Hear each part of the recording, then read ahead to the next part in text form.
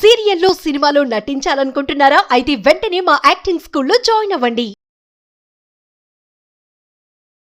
Hello everyone, welcome to game changers with Lasya Reddy. ఇవాళ podcast చాలా బ్యూటిఫుల్గా అండ్ వెరీ ఇన్ఫర్మేటివ్గా ఉండబోతుంది. ఎందుకంటే పేరెంటింగ్ అనేది చాలా కష్టమైపోయింది ఇప్పుడున్న జెన్సీ కిడ్స్ని మేనేజ్ చేయడంలో. నిజంగా జెన్సీ కిడ్స్ తప్ప, లేకపోతే పేరెంట్స్ తప్ప, లేకపోతే ఇద్దరిది తప్ప అనేది ఈరోజు ఈ పాడ్కాస్ట్లో అమేజింగ్ గెస్ట్ సైకాలజిస్ట్ అండ్ అలాగే మోటివేషనల్ స్పీకర్ సుధీర్ సాండ్రా గారు మనతో పాటు ఉన్నారు.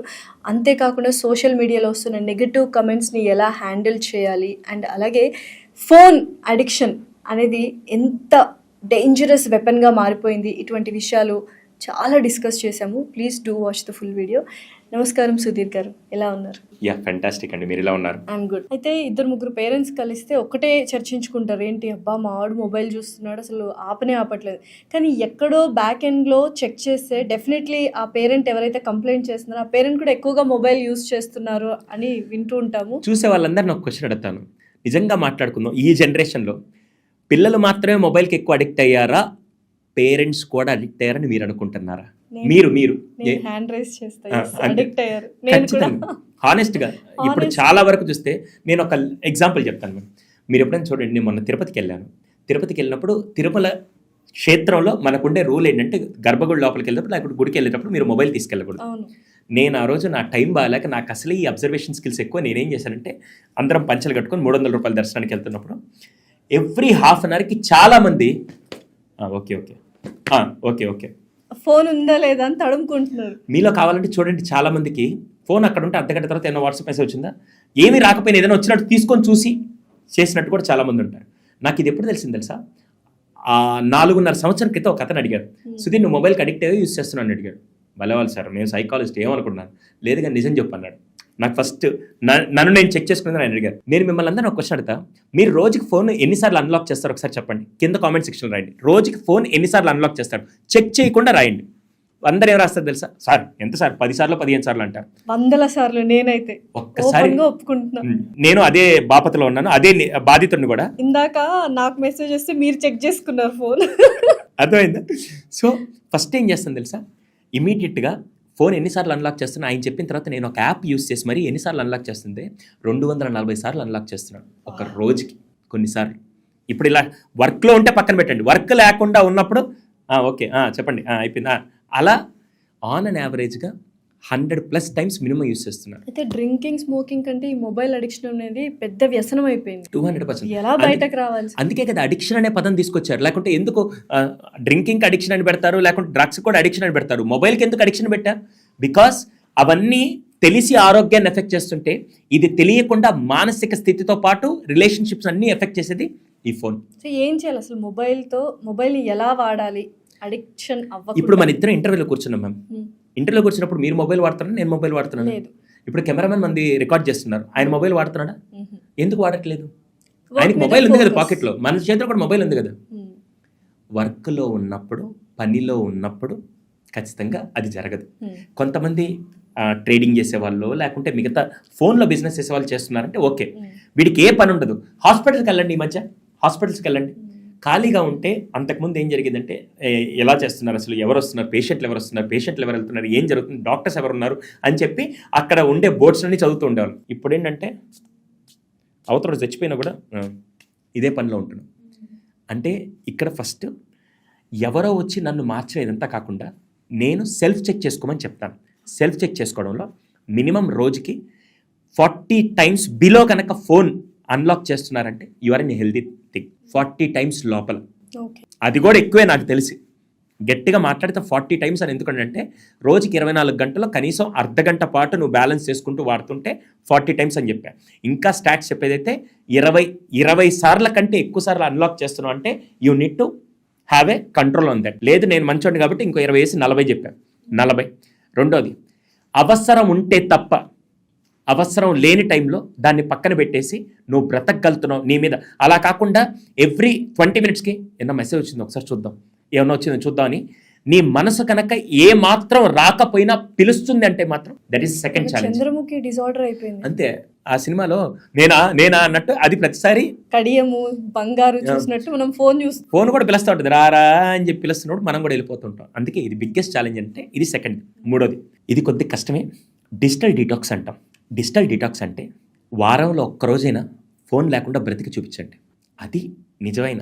కొన్నిసార్లు మీరు ఎప్పుడైనా, నేను లాస్ట్ టైం ఎక్కడికి వెళ్ళాను, మన మనాలికి వెళ్ళినప్పుడు ఆ అదృష్టం, అక్కడ పైకి వెళ్ళినప్పుడు మొబైల్ సిగ్నల్ ఉండదు. ఆ రోజు ఎంత హ్యాపీగా ఉండిందంటే ప్రపంచం చచ్చిపోయినా పర్లేదు నేను మాత్రం బతుకున్నా అనిపించే రేంజ్లో ఆ రోజు ఉండింది 3.5 సంవత్సరాల క్రితం. అలాంటిది డిజిటల్ డీటాక్స్ వీలైనంత వరకు ఈ మధ్య చాలా ఫ్యామిలీస్ వాళ్ళ పిల్లల కోసం ముందుకొచ్చి మరీ డిజిటల్ డీటాక్స్ చేస్తున్నారు. ఏంటంటే వారంలో ఒక్కరోజు ఆ రోజు ఫోనే తాకరు, ఫోన్ కానీ స్క్రీన్ కానీ, ఆఖరికి టీవీ అనవచ్చు, ఏది తాకుండా ఆ రోజు ఫ్యామిలీ టైం కింద పెట్టుకుంటారు. ఈ మధ్య కొన్ని హోటల్స్ కూడా చాలా అద్భుతంగా, నాకు అది యూట్యూబ్లో వీడియోస్ చూసినప్పుడు చాలా ఆనందం వేస్తుంది.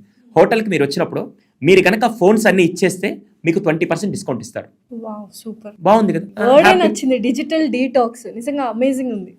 హోటల్ వాళ్ళు ఏం చేశారంటే ఒక ఆఫర్ పెట్టారు. మీరు వచ్చి లోపలికి వచ్చి కూర్చొని, అక్కడ కొన్ని వీడియోస్లో ఉన్నాయి, నాకు అది కనుక నిజంగా అన్ని హోటల్స్ చేస్తే వాళ్ళకి వ్యాపారం బాగా జరుగుతుంది, వీళ్ళ మధ్య బాండింగ్ కూడా బాగా పెరుగుతుంది. నేరుగా హోటల్లోకి రాగానే వాళ్ళు బాస్కెట్ తీసుకొస్తారు. మీరు కనుక ఫోన్స్ అన్ని ఇక్కడ పెట్టేసి వెళ్ళేటప్పుడు మేము మళ్ళీ ఇస్తాం. మీరు కనుక ఫోన్స్ లేకుండా మీరందరూ కూర్చొని హెల్తీగా భోజనం చేసి భోజనాన్ని ఎంజాయ్ చేస్తే మీకు 20% డిస్కౌంట్ ఇస్తామంటే ఎంత బాగుంది చూడండి. చాలా బాగుంది. డిజిటల్ డీటాక్స్ అది ఇద్దరికి యూస్ఫుల్, ఇద్దరికి బెనిఫిట్ 200%. ఇది ఒకటి. ఇంకా మీరు అడిగిన దానికి సార్ ఫోన్ ఎలా తగ్గించాలనే దానికి నేను చెప్తాను. 7 ఏళ్ల క్రితం నేను ఒక ఛాలెంజ్ తీసుకొచ్చాను. యూట్యూబ్లో అది పెడితే ఒకే రోజు 12 లక్షల మంది చూసి, అప్పట్లోనే 12 లక్షల మంది చూసి దాదాపుగా 7,000 మంది కుటుంబాలు అప్లై చేశారు. అదేంటంటే no phone to bedroom. Okay. ఇప్పుడు దారుణమైన సంఘటనలో ఫస్ట్ది ఏంటంటే బెడ్రూమ్లోకి ఫోన్ తీసుకెళ్ళడం. ఒక బిగ్గెస్ట్ ఎఫెక్ట్ ఎంత భయంకరం అంటే నేను చెప్తాను. మేడం, చిన్నపిల్లలు ఉన్నారనుకోండి, 1 ఇయర్ బేబీ అనుకోండి. 1 ఇయర్ బేబీని కరెంటు ప్లగ్ దగ్గర తీసుకెళ్ళి ఆ 2 చిన్న వేళ్ళని తీసుకెళ్ళి ఆ ప్లగ్లో పెట్టనిస్తారా? ఎందుకు? కరెంట్ వస్తుంది, షాక్ కొడుతుంది. Very good. బాగా మరుగుతున్న పెను మీద మీ పిల్లాడి చెయ్యి దాని మీద పెట్టనిస్తారు? చిన్న పిల్లాడిని పెట్టనివ్వరు కదా, ఎందుకు? కాలుతుంది. అంటే డైరెక్ట్ ఎఫెక్ట్ వస్తుంది కాబట్టి షాక్ కొట్టనివ్వకుండా, కాలనివ్వకుండా జాగ్రత్తగా చూసుకుంటూ కాపాడుతూ వస్తున్నాం కదా. ఇప్పుడు నా వయసు 35+, నా బాడీలో ఏ పార్ట్స్ పెరగవు, ఇంకా హైట్ పెరగను, ఒక్క పెరిగితే లావు తప్ప ఏం పెరగను నేను. మీరు ఇప్పుడు హైట్ ఏం పెరగరు, అవునా? కానీ పిల్లల వయసు 1 ఇయర్ 2 ఇయర్స్ ఉన్నప్పుడు వాళ్ళ బాడీలో బోన్స్ పెరుగుతాయి, అన్ని గ్రోత్ అంతా పెరుగుతుంది కదా. రాత్రిపూట బెడ్రూమ్లోకి ఫోన్ తీసుకెళ్ళి డోర్స్ అన్ని క్లోజ్ చేసి ఫోన్ బెడ్రూమ్లో పెట్టి పిల్లల్ని అక్కడే పడుకోబెడితే ఆ హెవీ రేడియేషన్ అంతా ఎవరి మీద ఎఫెక్ట్ అవుతుందంటే ఆ పిల్లల బ్రెయిన్ మీద ఎఫెక్ట్ అయ్యి న్యూరల్ ప్రాబ్లమ్స్ ఇవన్నీ రావడానికి కారణం రాత్రిపూట హెవీ రేడియేషన్కి వాళ్ళని ఎక్స్పోజ్ చేయడం. షాక్ కొడుతుంటే దాంట్లో జాగ్రత్త పడిన అదే తల్లిదండ్రి, అదే కాలుతుందనే విషయంలో జాగ్రత్త పడిన అదే పేరెంట్స్ ఈ విషయాలు ఎందుకు మిస్ చేస్తున్నారు? సో డెఫినెట్లీ వాళ్ళ మీద నో ఫోన్ టు బెడ్రూమ్. ఫస్ట్ది. సెకండ్ది, అంతకుముందు రోజుల్లో వాష్రూమ్కి వెళ్ళే న్యూస్ పేపర్స్ తీసుకెళ్లేవాళ్ళు. ఇప్పుడు అసలు ఆ అద్భుతమైన దరిద్రపు కల్చర్ ఎక్కడి నుంచి వచ్చిందో నాకు తెలియదు, కానీ సీరియస్లీ ఇదైతే వర్స్ట్ థింగ్. ఒక్కొక్కడు తెలియకుండా వీళ్ళందరికీ ఎవరికి ఇప్పుడు అర్థం కావట్లా. నేను సైకాలజిస్ట్, నేనేమి గ్యాస్ట్రోఎంటాలజిస్ట్నో లేకుంటే గైనకాలజిస్ట్నో కాదు, కానీ సైకలాజికల్గా చెప్తున్నా. ఫస్ట్ థింగ్, ఎవరైతే ఫోన్స్ వాష్రూమ్లోకి తీసుకెళ్తున్నారో అదే ఫోన్ని మళ్ళీ పట్టుకొని, అవును ఆ ఫోన్ మామూలుగా నాకు తెలియక అడుగుతాను, మేము ఏమనుకోకండి, అదే వాష్రూమ్లో కూర్చొని బిర్యానీ తింటారు? అసలు ఊహించుకునే దానికి వాళ్ళందరి కింద ఒక్కొక్కడు ట్రోల్ వేసుకుంటూ వెళ్తారు. క్షమించండి, ఎందుకు ఈ మాట అంటున్నానంటే, మీరు ఫోన్ని తీసుకెళ్ళి మళ్ళీ అదే జెమ్స్తో బయటికి వచ్చి మీరు తిరిగే చోట తినే చోట అదే వాడుతూ అలా చేస్తూ ఉన్నప్పుడు ఫస్ట్ ప్రాబ్లం ఇంకోటితే. రెండోది, వాష్రూమ్లో ఉన్నప్పుడు మన బాడీలో స్క్రీషన్ అంటే మామూలుగా ఏదన్నా రిలీజ్ అవ్వాలి అంటే అది ఖచ్చితంగా బ్రెయిన్ దాని ఫంక్షనాలిటీ కనెక్ట్ అయి ఉండాలి. మనం ఏం చేస్తున్నాం, మన ఫంక్షనాలిటీ తీసుకెళ్ళి ఫోన్ మీద పెట్టి ప్రాపర్ బాడీ ఫంక్షన్ మీద మనం ఫోకస్ పెట్టకపోతే డెఫినెట్గా త్వరలో వచ్చే జబ్బు పేరే కాన్స్టిపేసీ. ఈరోజు చాలామందికి భగవంతుని అనుగ్రహం, ఇంతకుముందు 5 minutesలో వాష్రూమ్ కంప్లీట్ చేసేది కాస్త ఇప్పుడు ½ an hour కూర్చొని ఎందుకు నాశనం చేసుకుంటున్నారంటే జీవితాల్ని, రీజన్ ఇదే. అది ఎవరికి ఎఫెక్ట్ అవుతుంది తెలుసా? ఈరోజు ఒక తండ్రి వాష్రూమ్ తీసుకెళ్ళి ఒక తల్లి వాష్రూమ్ తీసుకెళ్ళి గంటలు కూర్చుంటే నెక్స్ట్ జనరేషన్ మీ రక్తమే కదా నాలో ఉండేదని చెప్పి వాడెళ్ళి గంట సేపు కూర్చొని వాడి జీవితాన్ని కూడా నాశనం చేసుకుంటున్నారు. So no phone to toilet also.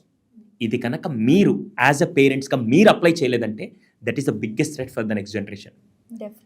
Washroom అనేది కేవలం అదృష్టవంతులు ఎవరని మామూలుగా మంతెన సత్యనారాయణ గారు కూడా చెప్తుంటారు. ఎవరు అదృష్టవంతులు అంటే as early as possible washroom complete చేసుకొని బయటికి వస్తారు వాళ్ళ అదృష్టవంతులు. మనోళ్ళు అక్కడికే తీసుకెళ్ళి ఇంకొన్ని రోజులు అయితే రోజులో 24 గంటలు 8 గంటలు పడుకుంటే 8 గంటలు వాష్రూమ్లో ఉంటాననే స్థాయికి దిగజారిపోయే స్థాయికి కూడా రావచ్చు. దయచేసి ఫోన్ అనేది వాష్రూమ్కి తీసుకెళ్తే మీ బ్రెయిన్ ఫంక్షనాలిటీ రెస్పిరేటరీ సిస్టమ్కి లేకుంటే డైజెస్టివ్ సిస్టమ్కి కనెక్ట్ అవ్వకుండా మీరు దాని మీద ఫోకస్ పెట్టకపోతే డెఫినెట్గా అది కాన్స్టిపేషన్కి లీడ్ అయిన తర్వాత కొని తెచ్చుకునే జబ్బులు మీరు ఎందుకు తెచ్చుకున్నా నాకు ఇప్పటికీ అర్థం కావట్లేదు. కొని తెచ్చుకోవడం అంటే ఏంటంటే ఆరోగ్యంగా ఉన్న ఈ బాడీని మళ్ళీ కాన్స్టిపేషన్ పేరుతో హాస్పిటల్కి వెళ్ళి డబ్బులు ఇచ్చి మరీ వైద్యం చేయించుకున్నంత ఆనందం మీకుంటే నేనేం చేయలేనండి. దయచేసి ఒకసారి ఆలోచించండి. సో ఈ రోజు నుంచి మొబైల్ ఛాలెంజ్ ఎవరు తీసుకుంటారో కింద కామెంట్స్ చేయండి. డెఫినెట్లీ ఒక ఈ 3 పాయింట్స్ గుర్తుపెట్టి. నేనైతే 7 ఏళ్ల నుంచి అసలు నాకు అలవాటు లేదు. ఎవడన్నా నా ముందు తీసుకెళ్తే మాత్రం వాడు సచ్చాడని ఖచ్చితంగా. అది మాత్రం అది బెడ్రూమ్లోకి తీసుకెళ్ళినా లేకుంటే వాష్రూమ్కి తీసుకెళ్ళినా ఇది మాత్రం biggest threat. And digital detox సాయంత్రం వెళ్ళిన తర్వాత యాజ్ ఎర్లీ యాజ్ పాసిబుల్. ఇంకొకటి లాస్ట్ పాయింట్, తినేటప్పుడు ఫోన్ చూస్తారండి అపరమేధావులు. వాళ్ళు అసలు తినేటప్పుడు టీవీ లేకపోతే తినరు. ఎవడన్నా అన్నం లేకుంటే తిండనొచ్చు, కూర బా లేకుంటే తిండనొచ్చు, కానీ టీవీ లేకపోతే తిండనే రోగం ఇప్పుడు ఎక్కడి నుంచి వచ్చిందో నాకు పిల్లలు కూడా ఇప్పుడు మా వాడికి టీవీ పెట్టకపోతే వీడు ముద్ద తిండు అయిపోయింది అలాగా. ఆ డైలాగులు చెప్పే వాళ్ళందరికీ ఒక విషయం చెప్తాను మేడం. ఒక వంట చేయడానికి ఎంత టైం పడుతుంది? 45 minutes 45 minutes. ఒక గంట సేపు తల్లి కిచెన్లో నిల్చొని అటు కూరగాయలు కట్ చేసిన దగ్గర నుంచి వంట చేయడానికి గంట సేపు కష్టపడి తీసుకొని వచ్చి పెట్టినప్పుడు అది పెట్టిన ఫుడ్ అంటే నూనెంకాయ లేకుంటే నాన్ వెజ్జా వెజ్జా బెండకాయ వంకాయ ఏంటని ఈ నాలుక మీద టేస్ట్ గ్లాండ్స్ ఉంటాయి మ్యామ్. Taste glands. ఇప్పుడు మీరు ఒకటి తిన్నప్పుడు ఇదేంట్రా ఉప్పంగా ఉందని మీరు చెప్పగలుగుతున్నారంటే మీ టేస్ట్ గ్లాండ్స్ పనిచేస్తున్నాయి. కరోనా టైంలో ఒక దారుణం జరిగింది, మీకు తెలుసులేదు. ఈ టేస్ట్ పనిచేయడం చాలా మందికి, కరోనా వచ్చిన వాళ్ళకి ఈ టేస్ట్ పనిచేయలేదు. ఇప్పుడు నెక్స్ట్ అదే జబ్బు రాబోతుండేది ఏంటంటే తినేటప్పుడు మామూలుగా పిల్లలు తింటారో లేదో తెలియదు కానీ టీవీ చూస్తున్నప్పుడు వీళ్ళు తినేస్తారు కదా, అప్పట్లో కూర ఉప్పు తక్కువైనా కారం ఎక్కువైనా వీళ్ళకి తెలిసి అవ్వదు. ఎందుకంటే బాగుంది వేసే, బల్లిబండ వేసే, నల్లిబండ వేసే అని చెప్పి మొత్తం తినేస్తూ ఉంటే ఏం తింటున్నారు, ఎంత తింటున్నారు కావాలంటే ఓపెన్ ఛాలెంజ్ ఇస్తా అందరికీ. మీ పిల్లలకి మామూలుగా ఫోన్ లేకుండా పెట్టండి, ఇంతే తింటారు. ఫోన్తో పెట్టినప్పుడు ఇంత తింటారు.